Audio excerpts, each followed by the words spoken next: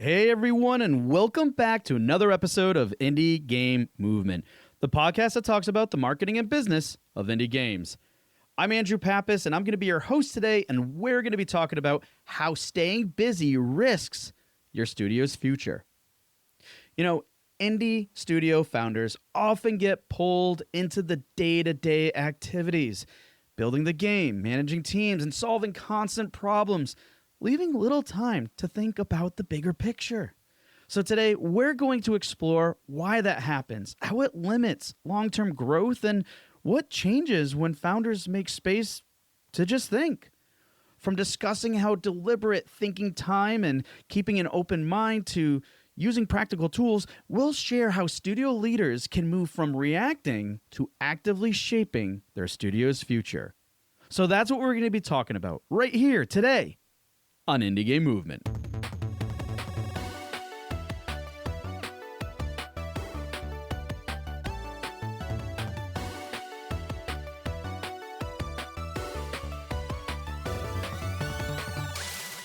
Hey everyone, and we're back. And today with us, I have Martijn van Zwieten.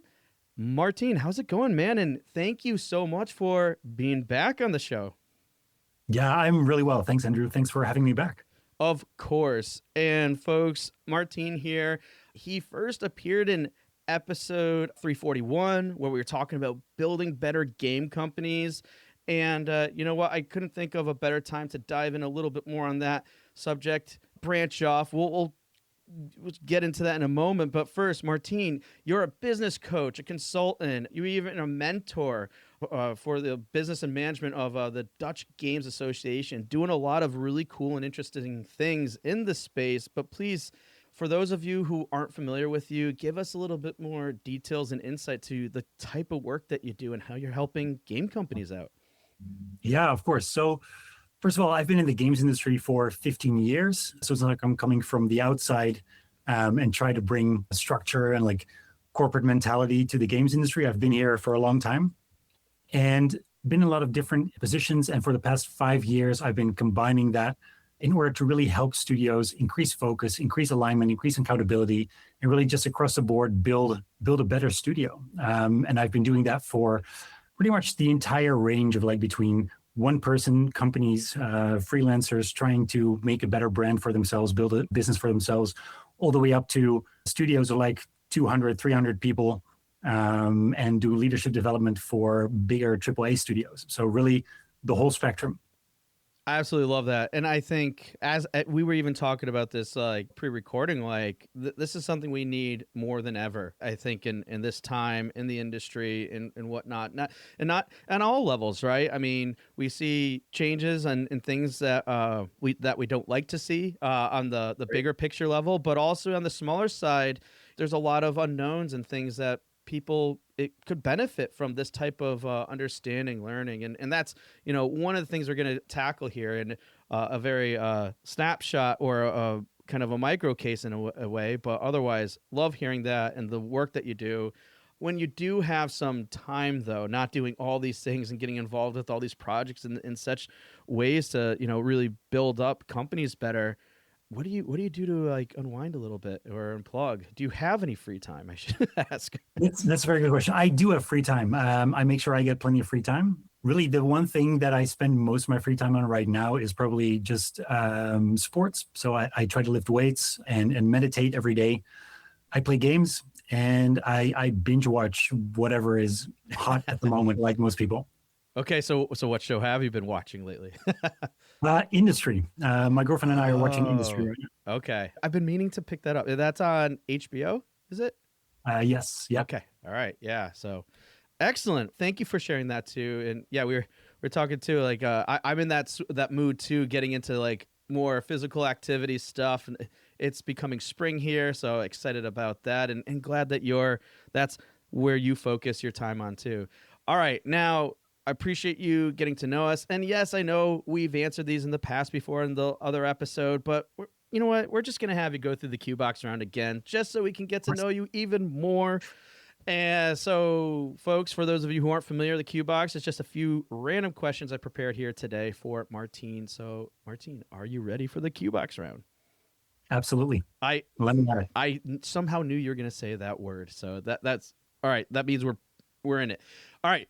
First is, what's the most common mistake you see devs or studios make with their games? I think it boils down to spending too much time on balance working on the game and not enough time working on the studio or on the business.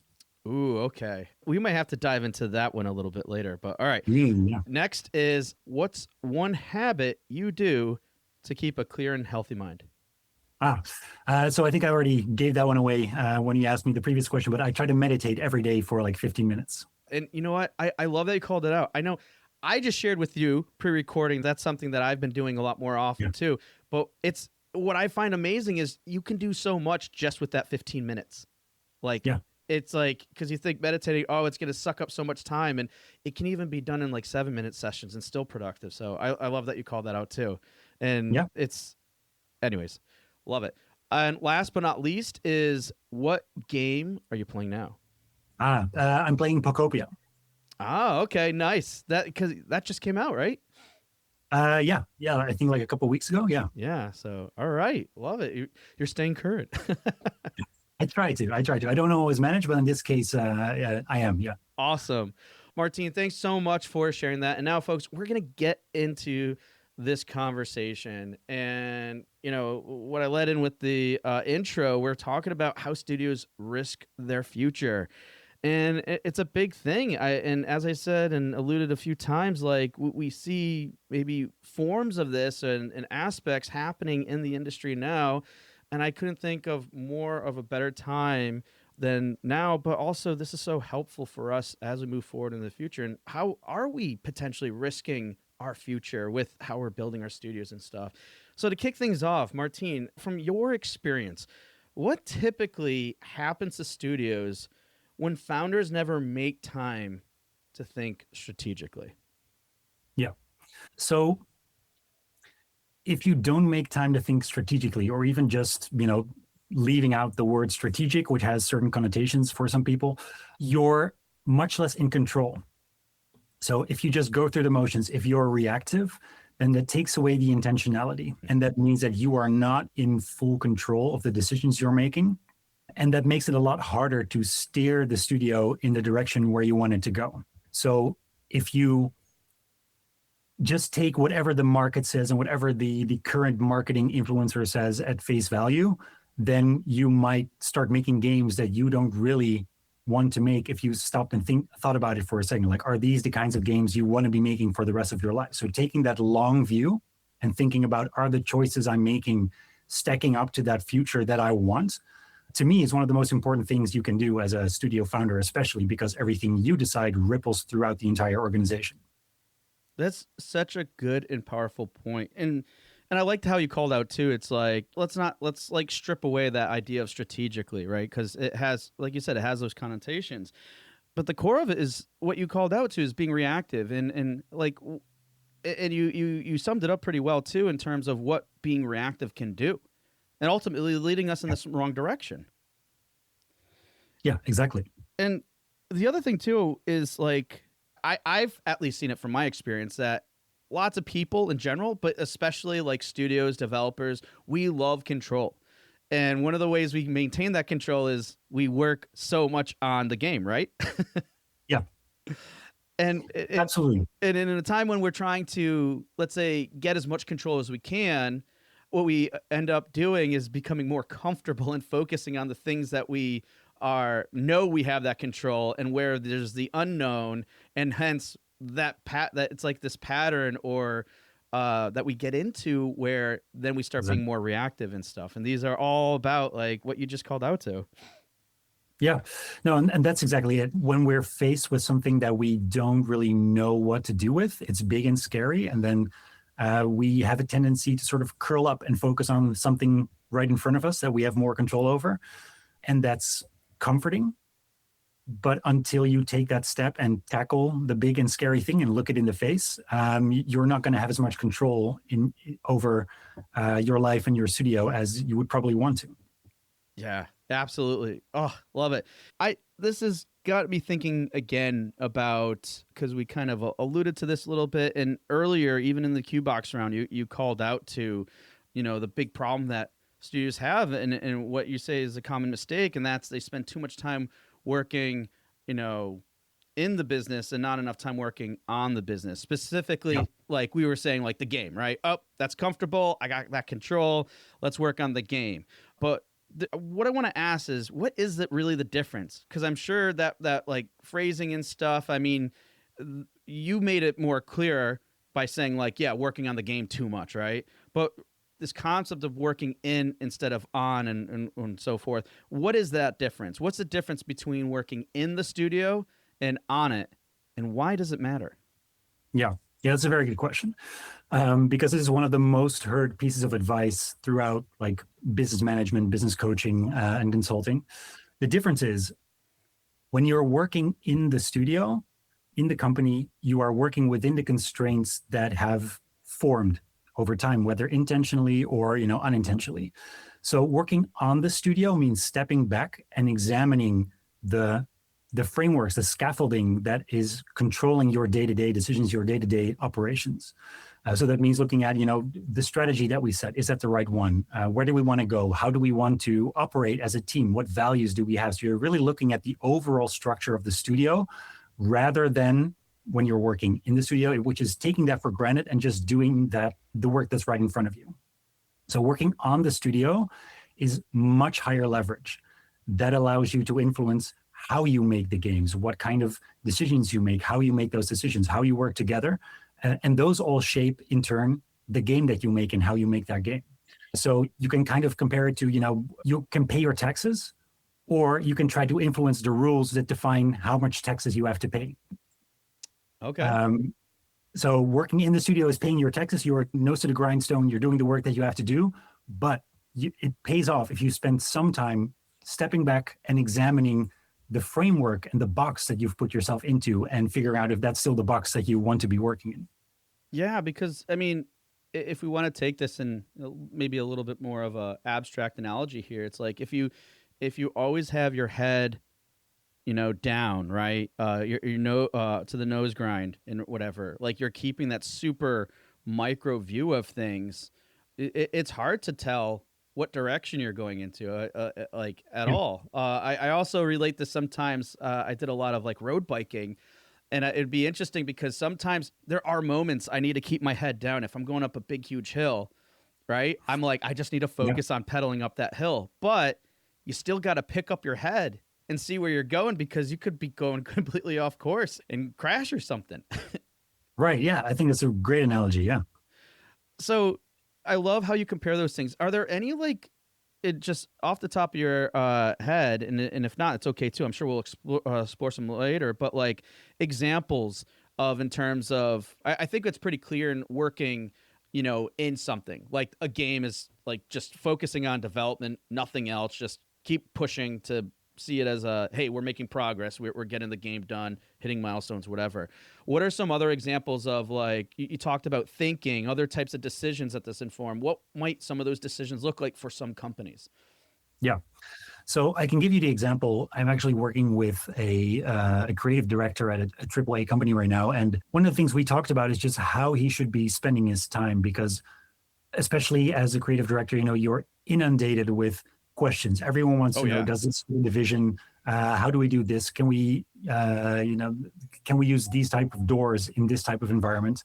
And as a leader, his job is to unblock other people. So the structure then is information comes in and it's your job to respond to everyone. But of course, if everyone does that, there's no way there's enough time to respond to everyone. So what we talked about specifically was, how can you take the time and build time into your week to make sure that you're focusing on the right things, that you're working on the right things with the biggest impact, as opposed to just working through your list, through your inbox and getting everything out, but exhausting yourself in the process. And at the end of it, still not being sure if you did the right things. So it influences so many things. And really one of the key things is, the answer is almost always just take a step back first before you do anything. Because if you have all of the information, you can make a much more intentional decision on how you spend your time, who you help, how much of an impact that has. I love that, because what you just called out to right there is what we were kind of sharing before. It's a matter of being reactive versus intentional. Yes. Great. What you were just sharing there too, I think leads into something else that I'm curious about too, especially as leadership specifically, right? And why would you say that like so many game developers might struggle with that transition, let's say from creator or solo dev or whatever to studio leader? Yeah. Yeah, that's a very good question because this is what happens in pretty much every studio as they make that transition from making your first game and really functioning as sort of a project team and then growing into a fully fledged studio. And the difference is when you're just working on the game, your reality is really quite small. It's whatever you can spend your time making and what is technically feasible, right? As soon as you start building sort of the meta layer of the studio, you have so many more constraints to think about. Maybe you have a budget that is determined by your publisher. So you have to think about how that budget flows into your project. How do you make sure that you don't go over? How do you make sure that you don't stay under? You have to think about the marketing beats. You have to make sure that all of this stuff flows into the right channels at the right time. You start having to think about how do we function as a team? Do we need an HR person who starts helping people when they're not seen by the leadership? Do people feel like they're involved enough in the overall process of making a game? So all of these sort of meta structures and processes come into play. That is not a very natural thing for a lot of people to think about, especially if you've been trained to be an artist or to be a technical person that builds things. So what happens is some people, as a studio grows, a handful of people has to say, I will now take a step back from working hands-on on this really craft stuff and take a wider perspective and try to connect the whole picture, try to make sure that all of these different craftspeople can actually find each other and can communicate effectively, and that all of that is somehow a sustainable whole that we can continue to make games in for hopefully the rest of our lives. Yeah, really good points there. And, and as we're kind of looking at that transition and everything else, are there any like types of early warning signs too? Let's say like people have the right intent. They're being a little bit more cognizant, mindful of, hey, I need to start thinking a little bit more or differently than how I was before. And as they start doing that, are there ever any like, let's say, warning signs when, and because I know it's so hard to kind of track these things when you're in the moment of this happening, but like warning signs when things are becoming more reactive instead of intentional? Yeah, I think there are. And probably where it shows up is mostly in interpersonal conversations, because a lot of this is psychological. You either work to have agency and exert your agency in situations. So, you're in control, you're making decisions, or you see yourself, whether that's valid or not, as someone who is a victim of circumstance, or, at the very least, you are getting, or what's the word I'm looking for? You have to deal with the hand you're dealt. You have to play with the cards you're dealt. And this usually shows up in language, right? So instead of saying we want to or we intend to, the language becomes we have to, because we don't have a choice. So it's about, do you see yourself as having a choice or not? If people start seeing themselves as not having a choice, that's when you become reactive, because in reality, we almost always have a choice and there's always different options. Is there any like, what could be a helpful way to kind of like frame those things within a studio too, as well? Because I imagine too, like in a lot of cases, I'm sure studios are pretty like open, free, and like that. And maybe it's a partially related to a lack of structure, because I know sometimes like it really comes down to nothing different than making sure everybody's on the same page, opposed to thinking we're all on the same page. Communication is key, and making sure that you fully agree on like the core points, the spirit of what you're trying to agree to, right? So maybe it's not necessary in the first period, for example, to agree on everything that the game does, but you have to agree on what type of game you're going to make. And then from there, you can work out the details. And the same goes for those types of decisions. So it's all about communication. Nope, I'm getting stuck here. That's all right. Can you rephrase the question? Oh yeah, no. It's. I was just talking about like other ways that we can frame things, but you made really good points there. It's like the communication is like a key thing. It sounds like just kind of setting some level of constraints, but high level, because it's like you don't want to say like it's to the T, we have to do these things, right? Because then that can create problems. But guide rails or guardrails, essentially. Yeah, and even before that, so since it's mostly psychological, Mm, it's about getting yourself and getting others and the team out of sort of the victim mindset of we have no choice, we have to do this. Try and frame it for yourselves. Like I said, what can we do? What are the options in front of us, and what choice are we willing to make? Because that already changes from right. Yeah. we have no other choice. No. We've examined all of the options, and we think this is the only way to do at least the least harmful thing. Yeah. You know what, that is key right there. You bring up something very important, and what I call, I'm trying to remember the term here too, but it's almost like essentially what you just described is a lot of people work with this limited mindset. Yeah, that's a good way to describe it. Yeah. And yeah, because it's like we have no other way. We've already see this path, and it's like it's a rigid form of thinking in terms of this is what we know and this is what it has to be. And you're right, it's totally a psychological thing, because you see these types of things and patterns and behaviors happen in lots of different cultural spaces and everywhere else. But once you start looking like, okay, fine, but what else can we do, and really open that perspective, then that like when they it's like I don't know, it just really opens up your mind to more like stop thinking this is the only thing. Because I'm like, especially being a marketer, it's like, hey, what are the different angles and ways we could approach the same situation? There's any number of possibilities we could look at these things, but now that's great, but we got to make sure, how does it align with what we are looking to get out of this? What is our destination, and how can we get there, maybe going a few different paths? Exactly. And even, yes. Yeah. So making sure that you're aware of the possibility space is really good. Don't give up too soon. But then even in the case where, maybe you are being dealt a bad hand and you have only one option, you're being forced to do that. In the grand scheme of things, it's still possible to reframe that as we are still choosing to do this, rather than giving up, rather than letting the studio go bankrupt, rather than, we're doing this shitty thing because we believe it is still the best thing to do. Yeah, and you're right. And there's something that it goes back to what you're calling about agency. There's something empowering with knowing that and owning it too.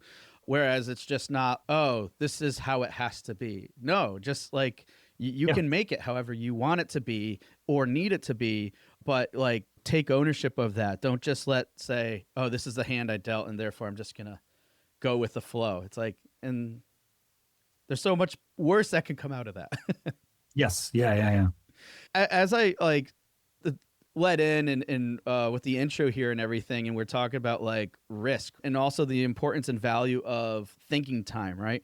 I want to kind of dive into that area a little bit more. Mm-hmm. And why would you say that thinking time is just one of those things that is most overlooked, especially as a way to prevent long-term problems? Yeah. So that relates a little bit to what we discussed before about sort of the switch from being someone who makes games to someone who leads a studio, right? From a creative to a leader, in that it's, in a lot of ways, it's just a different way of thinking. So if you're nose to the grindstone every day working on the game, that context switching of like, okay, now I'm going to step back and think about the studio as a whole and where it's going in the future, that doesn't come naturally to most people. Like you can't really context switch that easily between something right in front of you, something very practical, and then back out into and long term, and then back in, back out. That's very hard, very taxing. Yes.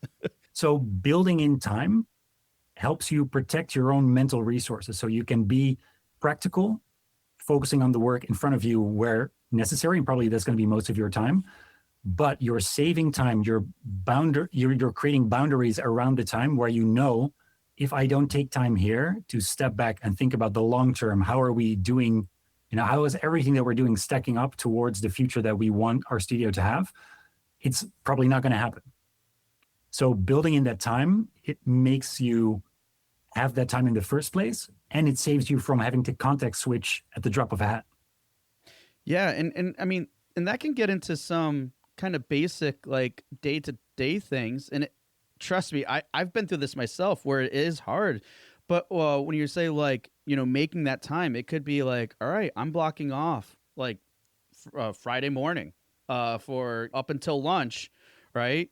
That it's going to be doing nothing but focusing on what's down the line, what's down the pipeline, like what do we have in coming in? And if we're also doing like, work for hire services or Yeah. whatever it may be, what is that direction? And are you like, doing that? And I think, let me ask you this, because I think this is really hard for people to start getting into. Okay, fine. I gave my Mm. timing. Oh, but questions came in, emails popped up, like all these Yeah. factors. And that time you're trying to protect isn't protected anymore. Do you think, because this is what I found, but I want your thoughts on it. Do you think part of the problem in that transition isn't just the day-to-day behaviors they're used to? Do you think it's also something deeper where maybe these people, studio leads or whoever else, aren't giving themselves permission to take that time? Yes. Yeah. Ooh, I think it's a very astute observation. Yes. And I think part of that is because thinking time is too similar to idle time because you're sitting on your ass, you're just daydreaming, right? What is thinking Yeah. about the future? What does it even mean? So unless you really get clear for yourself on what that thinking time allows you to do, what that reflection time and that anticipation time allows you to do and allows you to solve before something maybe even becomes a problem. If you're not clear on that, then there's a good chance that you're just itching because your inbox is full and people, the notifications are blinking. Everyone wants your attention. And it's so easy and so practical to spend your time doing exactly that. So if you're not clear on the value of that protected time, then you're very, very likely to just dismiss it and be like, yeah, I'm just not doing anything. I'm better off spending my time where I know I'm needed. But the thing is, that time spent thinking about the future of the studio, the only people who are really qualified and have the requisite overview in the studio to do that is the leadership team. So if the leadership team doesn't take that time, doesn't take that responsibility, then the studio is essentially aimless. Yeah. And I mean, this goes back to what we were kind of, I think, discussing pre-recording later a little bit. And again, this can't summarize or be the only reason why this happens, but it can definitely contribute to part of the reason why we're seeing layoffs in this industry. Yeah. I mean, again, it's not the only answer. There's lots of other variables and factors that go into this, folks, right?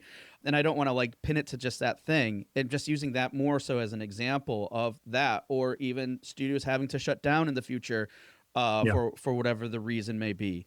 And it's not to say that those that did shut down didn't do these things either, because that's still a reality too. But we know how complicated and difficult just running a studio is. Yeah. So doing things or having tools or processes that can just at least give you that one extra little boost or help and aid in that from happening can still make all the difference. Yeah, I think so. And I don't think we can ascribe all layoffs to this, especially in like the corporate layers. There's different reasons. Most of them, I'm willing to bet, financial. But I think definitely in the AA or the mid-sized studios, I think if you take all of the closures and all of the layoffs, we can find a good bunch of studios that were too focused on the immediate thing in front of them, and that might have been able to make different decisions if they had taken a step back and sort of completed the puzzle in front of them. Yeah, exactly. And it goes back to what you're saying too, when we're the whole reaction part, like we take all these signals that are going on around us, and instead of really honing in and understanding like, okay, how does this impact or do anything for me in this, and like kind of changing that mindset, changing that framing a little bit in terms of like knowing what your direction, what's important to you and stuff. Because I feel like sometimes when we look at everything surrounding us too much, or take or give it too much weight and how it impacts us, that's that factor that can kind of lead us astray a little bit. And again, it just goes right back to the reactiveness that you're talking about. Yeah, I think so. Yeah. Let's go back to what we were talking about a moment before, because again, I know we were getting into it, and then I led us astray a little bit in terms of saying, hey, are we giving ourselves permission to think about for this time? And you identify clearly like that, the whole thinking, oh, it's idle time. I could be making progress if I'm just not thinking right now. And that it's like, we got to get over that. But let's say people are like, all right, I'm getting there. There's still that part where, yeah, it's let's say they give it themselves permission, and maybe this becomes obsolete or irrelevant once that happens. But there's still going to be that sense of being overwhelmed in terms of knowing that it's there and everything else. And like, how can they create that space, that like slotted time or whatever, with that sense of overwhelm, especially if they're feeling like, hey, we're not making progress now. What's another way that they can look at how this can actually attribute and visualize how this attributes to actually progress, or even maybe reducing timelines or any number of goals that they might have? Ooh, you mean visualizing the connection between that thinking time and sort of the outcome? I think that's a tricky one, because the thing is, you can do everything right and still fail. And we can all easily find examples of people that did nothing right but still succeeded. Yep. So there's no guarantee that if you take this time that you're going to be raging success, But I think it's mostly on, you will feel it. So you will be a calmer person and a calmer leader if you know you're doing the right things. There's sort of a personal sort of reconciliation, or it's the same way as when you talk to people, there's a difference between people who know what they want and they're calm about it, and the people that are sort of still grasping at, I don't know what I want, but it's got to be a lot, or it's got to be big, or I got to be rich, or I got to be famous. There's sort of an anxious energy to them. If you have only sort of anxious people at the top, like, no, we got to work hard, and like, if we can't make it work, then we just got to work harder. It's going to be really hard to build a sustainable studio that way, where everyone just brings what they can and gets what they need. I'm not sure how to catch that in numbers, but I do know that when people experience it, they're like, yeah, this is definitely the better way to be. Yeah, and you're right. And because I think in this particular case, it is hard to kind of like, you're right, catch in numbers or something specific. The only thing, actually, as you were sharing that, the only thing that came to mind for me that would probably relate a little bit, and maybe even something people could identify with too as well, is I believe it's Seth Coster from Butterscotch and Shenanigans. It's another podcast. I remember when he was on the podcast here, he shared the story, which was, so a lot of the previous talks and what we were talking about on the podcast was about, kind of DevOps, right? And how do you streamline processes and such. And he shared one story how, the team, the core team is basically him and his two brothers. And when they were starting out earlier, they realized, hey, there's some bottlenecks and things, and how do we reduce those bottlenecks, streamline the process and such? And they realized, hey, if we create this system, it eliminates me or whoever being a bottleneck and a few others, to the point where, yes, we'd have to devote maybe 6 months of dev time to building this system. However, from their projections, because they're really good at tracking all this stuff, they realized that, hey, by doing that, we can actually, by 6 months of dev time, we can actually reduce our finished project, the deadline that we have, by like X number of months. And he was telling that to some Unity developers, and they were saying, like, I don't understand. How could you add more time and actually then reduce it? Because the idea, because I think from their perspective and how they were like almost hardwired to think was, you're adding more time, therefore that should just be more time, but not fully not fully visualizing what that savings is. And maybe for them it was harder because they weren't as ingrained into that studio, Seth's studio, and everything else. So I think that's a maybe one, and at least analogy, an example of how, yes, it's working from a more of production side of things, but it's not much different than what you're doing from systemically, at least, or systematically from a business perspective. Yeah. So are you saying that it allows you to find sort of a higher leverage activities that will save you time in the end if you compare it to just going full bore straight ahead? Because it's I would say it's probably exactly the same process that we're differentiating between working on your business versus in your business, right? Because Yeah. if you're always doing the day-to-day, the in-business mindset is like, oh, by doing thinking, I'm just adding more time and not making the progress. Where Yeah. very well, like, and again, progress can be measured in certain objectives that you're trying to reach, certain goals, or finding other creative ways to hit those things. And maybe sometimes you either hit, not necessarily maybe hit them faster, but maybe you get to that end goal that you're trying to reach a different way, but that's maybe more sustainable. Maybe it's Yeah. a healthier culture for everybody, and you're still working, getting there, but doing so in a maybe a overall better way for you, for every your team. I don't know, but Yeah. No, and that's similar to when I'm working with teams.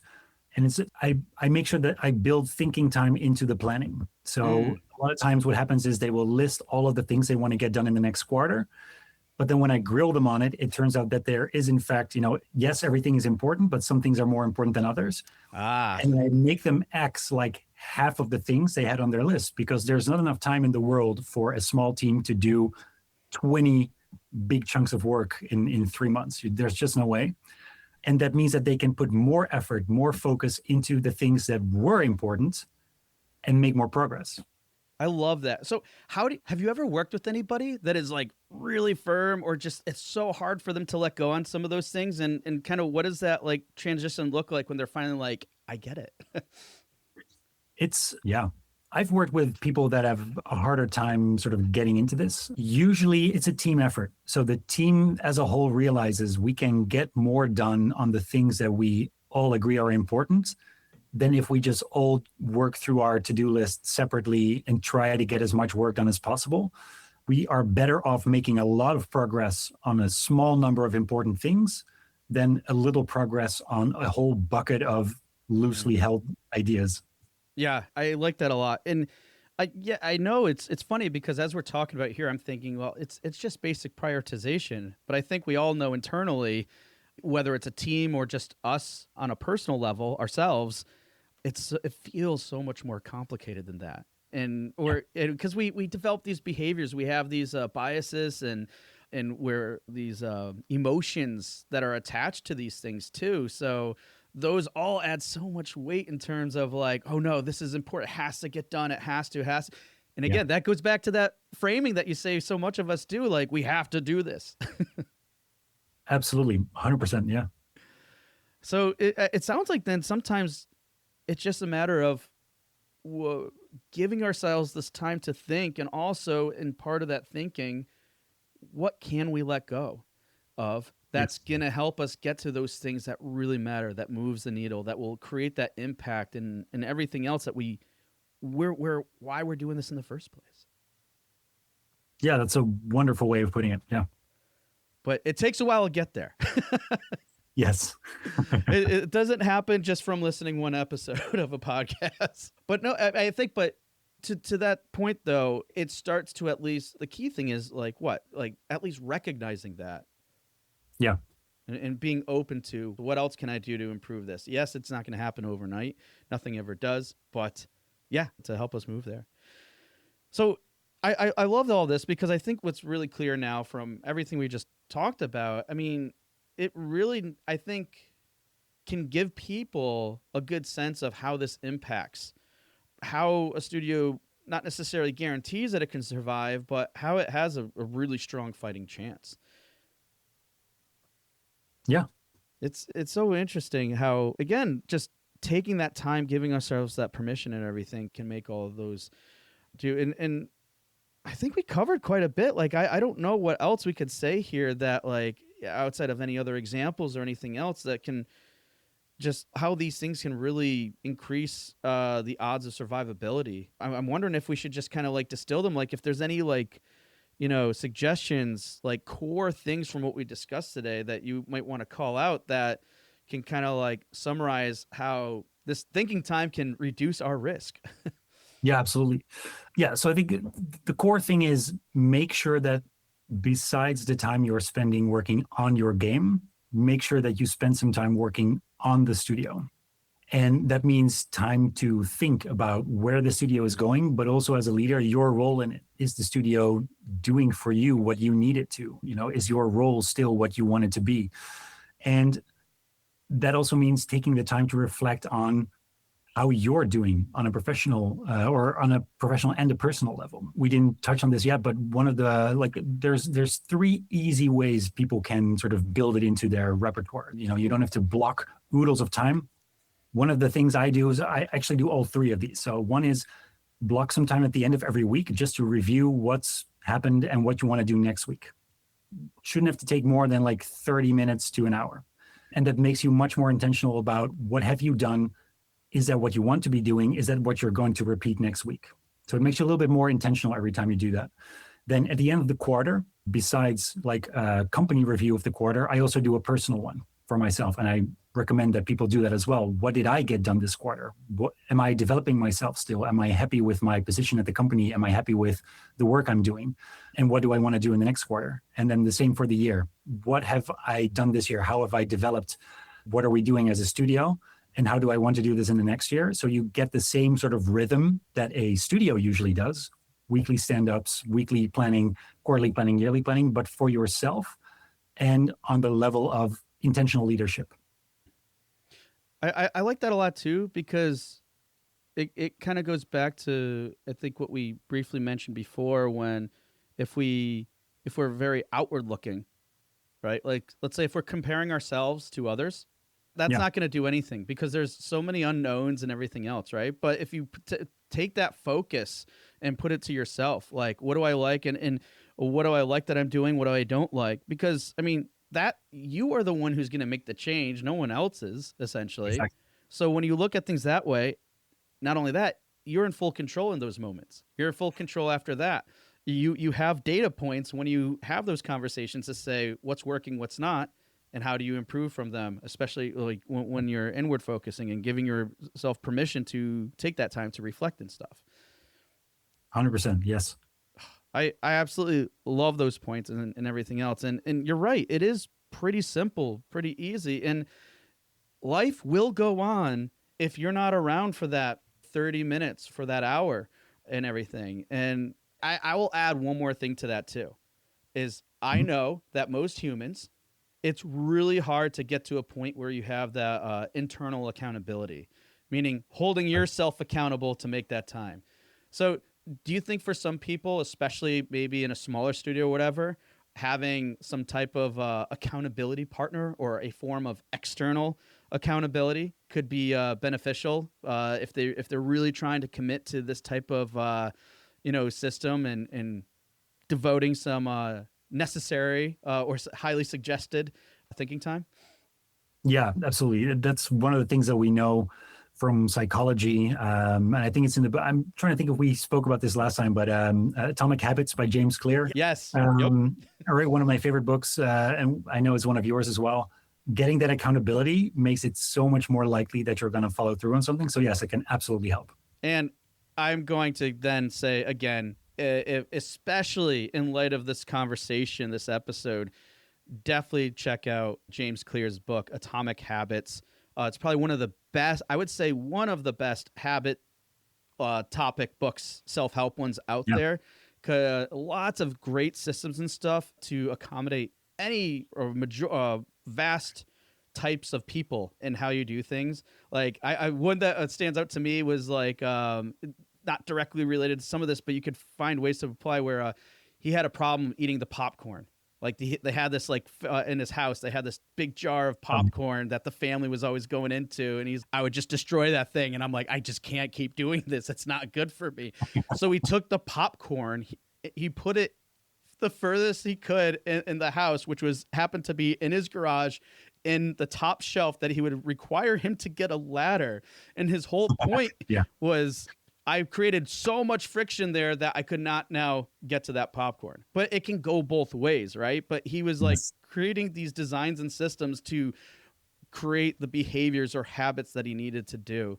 And sometimes we like what I was calling out, external accountability can make all the difference in having us do it, because it's like, if it's internal, it's like, oh, it's okay, I'll just push it off. Oh, I'll just go back to like answering all these questions. Where you have the accountability, someone's like, you said this, you told me, I trusted you, and now you're not doing it. That holds so much more weight, folks. So I don't know, lots of great ideas here to get you started on this if this is something you feel it could really benefit you. So, Martin, I can't thank you enough with everything that you shared with us today and whatnot. Like, hey, if people want to connect with you, reach out, learn more, what are some links or ways that people can connect?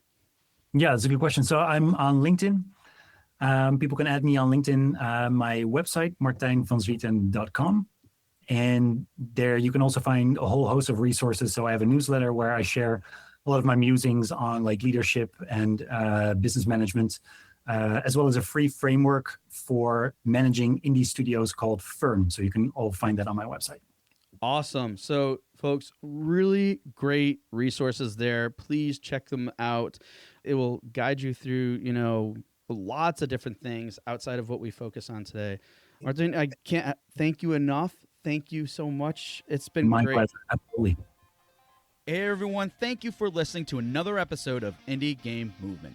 I'm Andrew Pappas, your host, and the show's producer is Mustafa Price. Show notes for this episode can be found by visiting rengenmarketing.com, the number episode of the show. Rengen Marketing is a consulting marketing company that helps indie devs with their marketing efforts. Whether you need guidance with your game's marketing strategy or could use a free marketing plan template, then please visit www.rengenmarketing.com and take action. A special thanks to Dakota Saw for Season 2's opening theme and Melissa Gellis for the new logo design. And as always, thanks for being such great listeners, and we'll see you next time on Indie Game Movement.